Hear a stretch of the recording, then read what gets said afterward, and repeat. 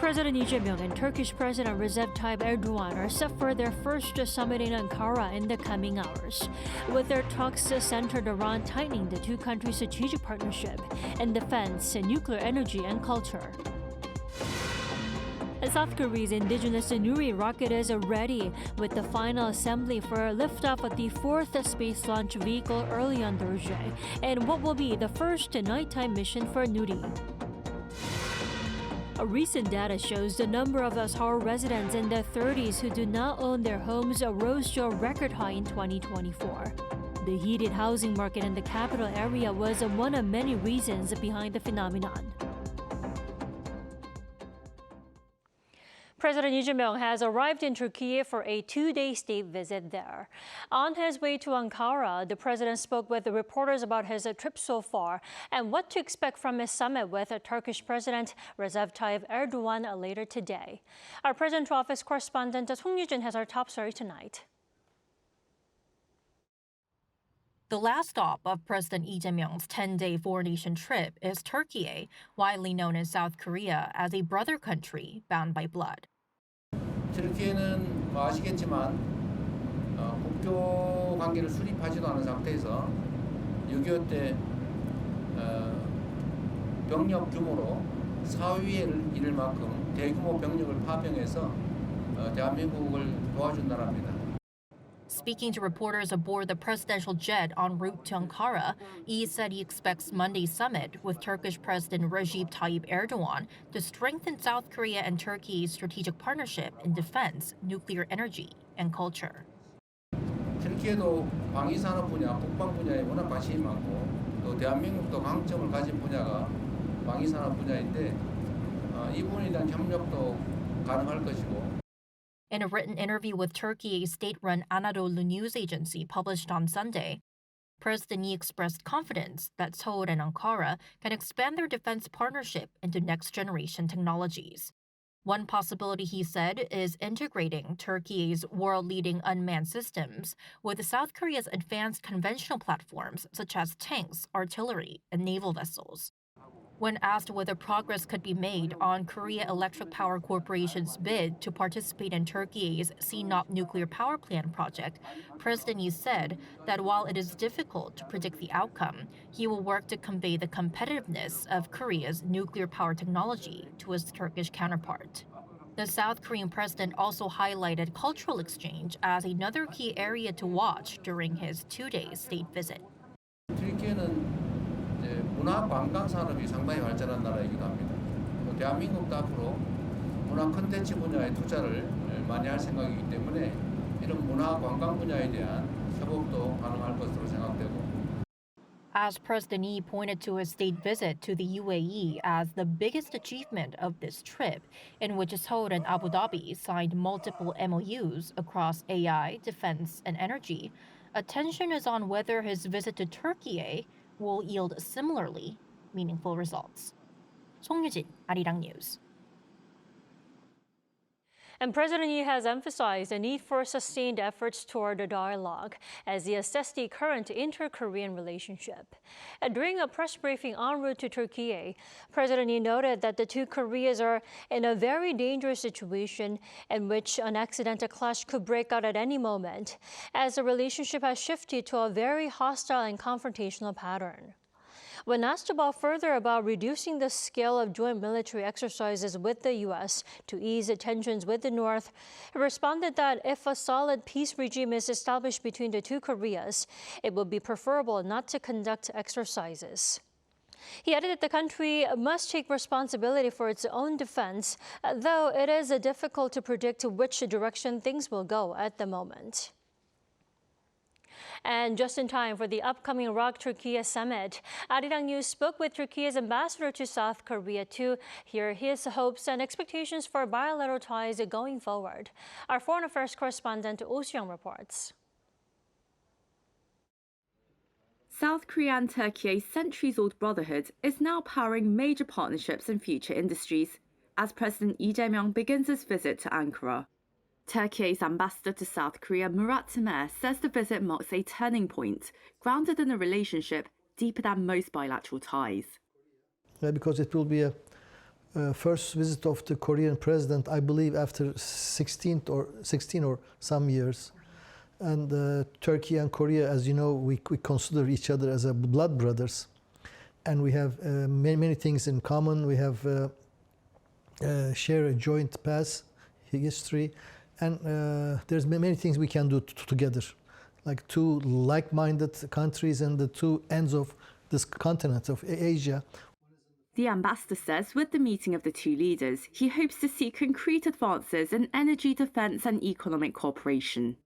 Based on the Korea-Turkey FTA, our bilateral trade has now reached $11 billion. And how do you hope to see economic cooperation go forward? I have to tell you that our economics are not alternative to each other. Turkey and Korea, our economies are complementary to each other. So we can work together in many fields. One of them is the nuclear project, that it will be what I always say, that it will be the jewel of the crown of Turkish-Korean relations. Because actually one Korean minister told me that the nuclear project is a friendship for 100 years. Well, we've been friends for Korea for 1,500 years. No reason to add 100 years more. Why not? It will be cooperation for many fields, from the construction sector to the chemicals to the services. It will just open up many business opportunities on win-win basis for both of our countries. Ankara is positioning itself as a strategic gateway for Korean firms seeking access to other large markets. First of all, Turkey is in the position of its proximity. It's very near to Balkans, Europe, Gulf countries, Central Asia.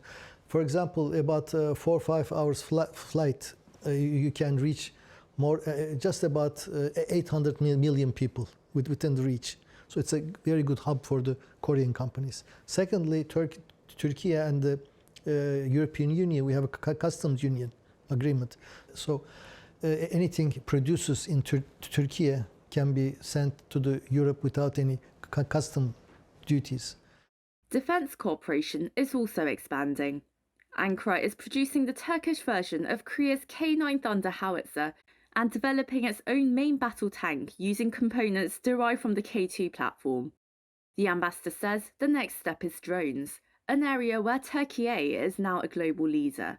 Turkey has the 65% of the world drone market now. So we like our Korean brothers to have that capability. Of course, when you think about drone, you always think about the military means, but drones are also used for the civilians, for the forest fires, for the search and rescue operations.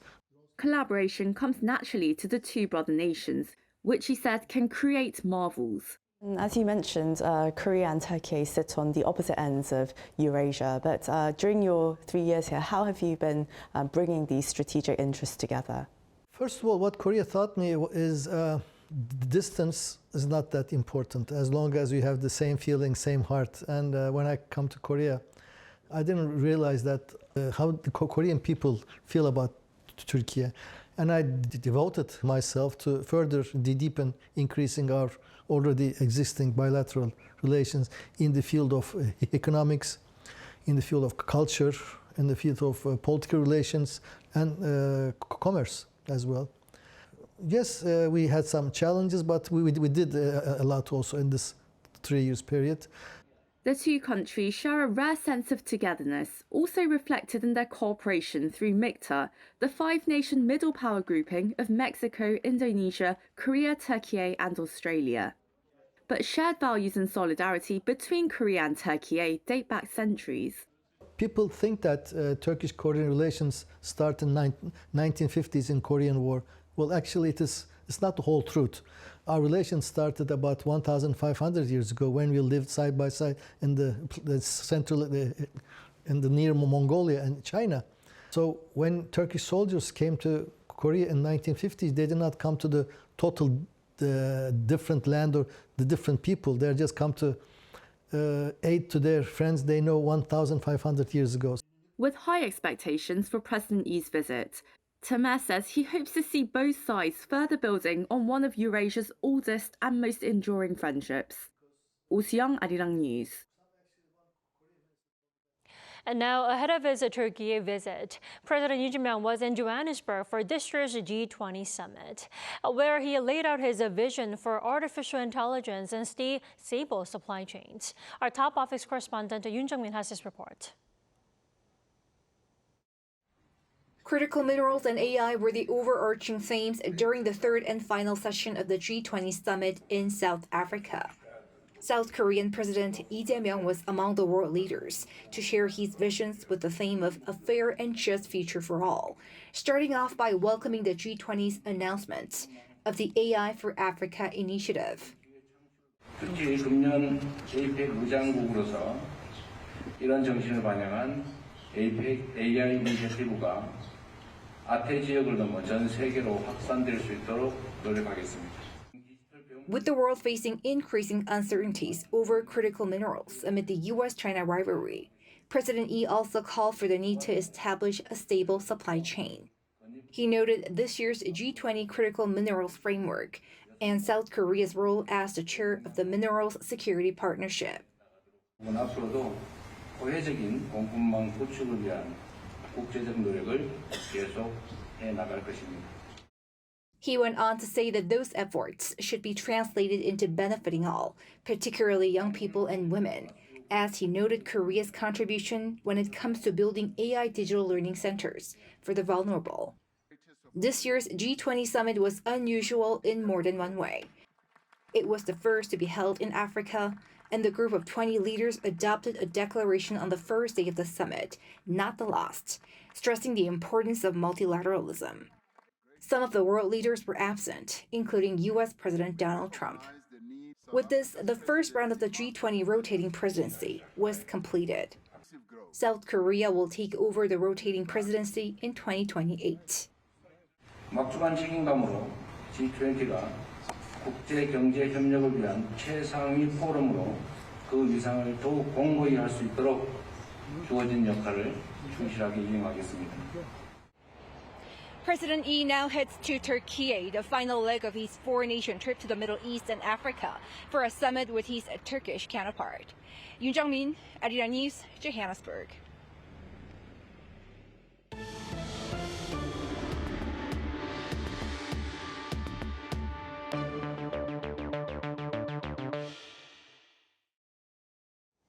Korea's domestic Nuri rocket is gearing up for its fourth mission and is being readied for liftoff on Thursday. With less than 3 days left on the countdown, expectations are growing for a successful launch. Our Park Go-nu has more. There are just a few days left until South Korea's homegrown Nuri rocket blasts off for the fourth time from Gyeonggi County in Jeollanam province in the country's southwest. According to the Korea Aerospace Administration on Monday, preparations for Thursday's launch are progressing smoothly, including the final rocket assembly. Unlike in previous launches led by the Korea Aerospace Research Institute, this is the first time the rocket's assembly has been carried out by a private company, Hanwha Aerospace. Kari said that additional inspection procedures were conducted compared to previous launches to ease any related concerns about a private-led assembly. After Nuri is moved to the launch pad on Tuesday, it'll then undergo all remaining processes required for the actual liftoff, including those needed for fueling and oxidizer loading. The main mission of the launch is to place the main satellite into orbit at an altitude of 600 kilometers, higher than the previous 550, within an air range of about 6%. Whether it will be called a success will be revealed around an hour and a half after liftoff, as related results will be announced by KASA. While rainy and cloudy conditions are forecast near the launch site on Thursday, the weather agency said visibility should still be sufficient to observe the rocket, as it'll be launched during the nighttime. And as Korea aims to establish itself as a space powerhouse, attention is growing around the mission's outcome since its last launch was conducted nearly 3 years ago. Park Go-nu, Arirang News. The foreign exchange authorities have launched a new consultative body with the National Pension Service to address the structural impact of the pension fund's investments in the currency market. And now, the four-party group held its first meeting today on Monday amid growing concerns over the once continued depreciation against the U.S. dollar. Our Kang-in reports. Amid growing concerns over the South Korean won's depreciation against the U.S. dollar, the government's latest course of action involves reviewing the National Pension Service's overseas investments. To this end, the Ministry of Economy and Finance, the Ministry of Health and Welfare, the Bank of Korea, and the National Pension Service convened their first four-party consultative meeting on Monday and said they discussed ways to balance maintaining the pension fund's profitability while securing stability in the foreign exchange market. This is because the NPS foreign investments could add volatility to the current exchange rate due to its sheer size. As of late August, the NPS managed total assets of 1,322 trillion won. Roughly 44% of that, amounting to 581 trillion won, is invested in overseas stocks and bonds. The consultative body is expected to request strategic currency hedging from the NPS. This would involve the fund selling dollar-denominated assets when the exchange rate becomes excessive, effectively increasing the supply of greenbacks on the market to stabilize prices. However, this intervention raises sensitive concerns regarding the fund's fiduciary duty, as prioritizing foreign exchange stability could come at the cost of profitability, undermining the beneficiaries, the citizens' best possible returns. This comes as the South Korean won weakened further on Monday, closing the regular trading session at 1,477.1 won against the dollar, down 1.5 won from the previous session. This depreciation rivals the lows seen last March, when the currency was battered by severe political uncertainty, namely the aftermath of the martial law attempt in late 2024. But unlike early 2025, today's weakness is driven by structural pressures. Data from the Bank for International Settlements shows the won's real effective exchange rate fell to 89.09 last month, its lowest level in 19 years since the 2009 global financial crisis. 차윤경, Arirang News. Here in Seoul, fewer people than ever before in their 30s own homes, and the number of young adults without a home has continued to grow for 6 straight years. Our correspondent Moon Jeong has more. More young adults in Seoul are being pushed out of the housing market than ever before. The number of Seoul residents in their 30s who own their own homes dropped to a record low in 2024, according to the Ministry of Data and Statistics. Conversely, the number of residents in their 30s who did not own a home reached a record 527,000 last year, the highest figure since tracking began in 2015. That's an increase of more than 17,000 from the previous year and the biggest annual jump on record. Non-homeowners had briefly declined in the late 2010s, but the number has now risen for 6 years in a row. Meanwhile, the number of 30-somethings who actually own homes continues to shrink. Last year, about 183,000 people in their 30s owned a home in Seoul, down nearly 8,000 from a year earlier, and the lowest level ever recorded. This leaves non-homeowners outnumbering homeowners by nearly 3-to-1, the widest gap to date. In percentage terms, only about 25% of Seoul residents in their 30s owned a home last year, down from more than 33% less than a decade ago. The nationwide rate also hit a record low, but Seoul's remains more than 10 percentage points lower than the national average. According to the ministry, delayed marriages, the rise of single-person households, and limited affordable housing are key reasons behind the decline. Experts say the biggest barrier is soaring real estate prices, which have surged far faster than wages. Stricter lending rules, including tighter mortgage limits introduced recently, have also made it even harder for young buyers to enter the market. Many now say that without substantial savings, buying a home in Seoul feels increasingly out of reach. As affordability continues to erode, there's growing concern that the divide between homeowners and non-homeowners in Seoul may widen even further in the years ahead. Moon Jeong, Arirang News. After peace talks in Geneva between the U.S. and Ukraine over the weekend, an updated and refined peace framework may come out after the prolonged 4-year war between Russia and Ukraine. An Sung-jin has the latest. The United States and Ukraine stated that an updated and refined peace framework has been created after negotiating delegations met at the U.S. mission in Geneva. This comes in efforts to end the nearly 4-year-long war between Russia and Ukraine. In a joint statement released on Sunday, though no specifics were mentioned, both sides mentioned that their discussions were highly productive and that any future agreement must fully guarantee Ukraine's sovereignty. The statement further added Ukraine's deep appreciation for the U.S.'s continuous and unwavering commitment, as both sides seem to describe the outcome as constructive. So we're working through making some changes, some adjustments, in the hopes of furthering narrowing the differences and getting closer to something that both Ukraine and obviously the United States are very comfortable with. We thank our big friends, United States and personal President Trump and his team to their commitment to bring this peace. And we will continue to work today, as Secretary said. These talks, based on an earlier peace proposal by the Trump administration, were met with criticism as it was deemed too much in favor of Moscow by Kyiv and its allies, as it included major reductions in Ukrainian forces. However, Trump had noted that the draft was not final, signaling room for revisions. The peace talk initially kicked off with a tense atmosphere as Trump had posted that Ukraine's leadership had shown zero gratitude for U.S. support. Unresolved issues such as questions on guaranteeing Ukraine's security from Russian threats or the role of NATO still remain. As the two sides narrow down on a final decision, talks are to continue in the coming days, with Trump pressing Zelensky to approve the plan by Thursday. An Song-jin, Arirang News.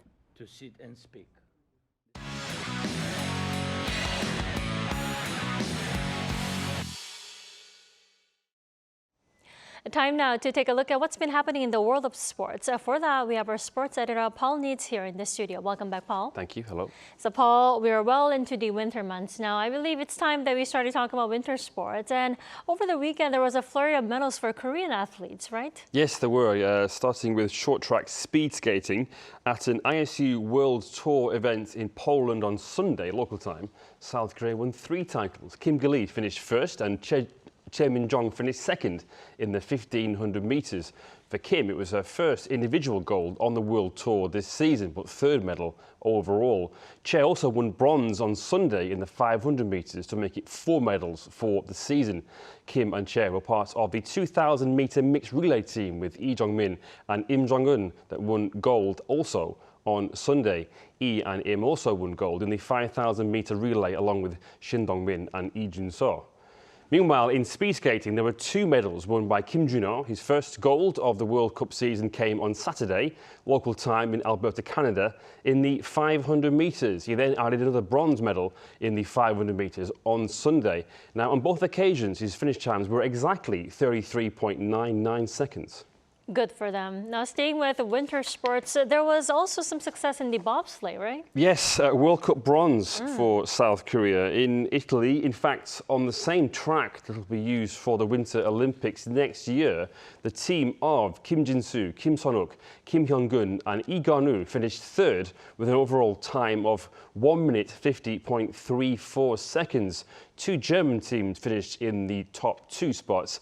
This was South Korea's first World Cup medal in bobsleigh. Good for us. Now, moving on to badminton, another win for An Se-young, and this time it's a record. It is. 10 singles titles in a single season is the most by any female athlete in this sport. Anne won the Australian Open in Sydney on Sunday, beating Putri Kusuma Wadani of Indonesia 2-0, 21-16, 21-14. This gave Anne her 10th victory from 14 international appearances this season. From the round of 32 onwards, Anne didn't drop a single game and won every match 2-0, and she took control of the final early on as well. With the BWF World Tour finals coming up next month, Anne has a chance to make it 11, matching the record set by Kento Momota of Japan in 2019. Fingers crossed for that. Finally, to football, there were some goals for South Korean stars overseas, right? Yes, it was a roller coaster of a day, though, for Son Heung-min.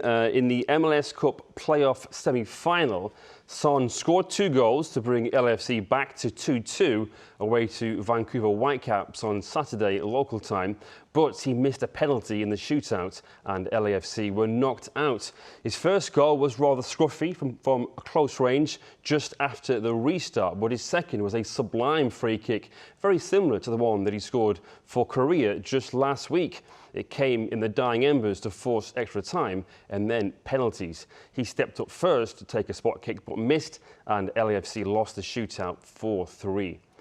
Meanwhile, over in France, Kang-in scored his first of the season for PSG. He opened the scoring in a 3-0 home win over Le Havre. He was unmarked in the box 29 minutes in and fired home from around 8 yards out. He's made 11 appearances in the league for PSG this season, scoring 1 and assisting 1. Great stuff. All right, Paul, thanks for that. I'll see you next Monday. Thank you, yeah.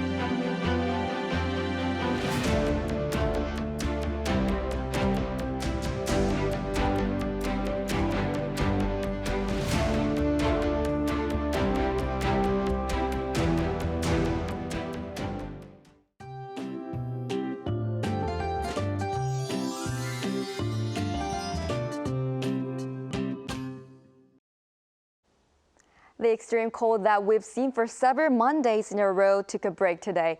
Milder conditions appeared across the country. Instead, uninvited guests has filled the skies. The concentration of ultrafine dust will temporarily increase in the Gyeongsang-do provinces overnight.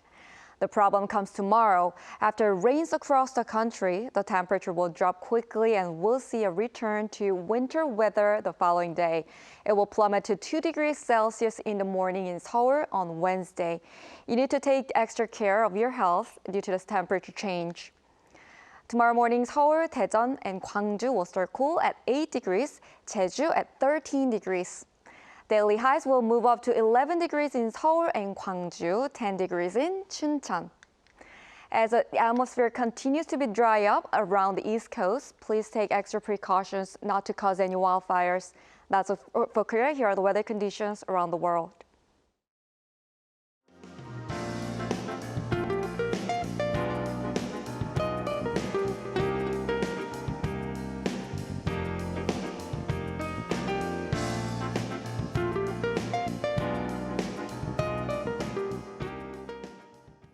That's all we have for tonight. I'm Kim Dami. From all of us here at Arirang, thanks for watching and good night.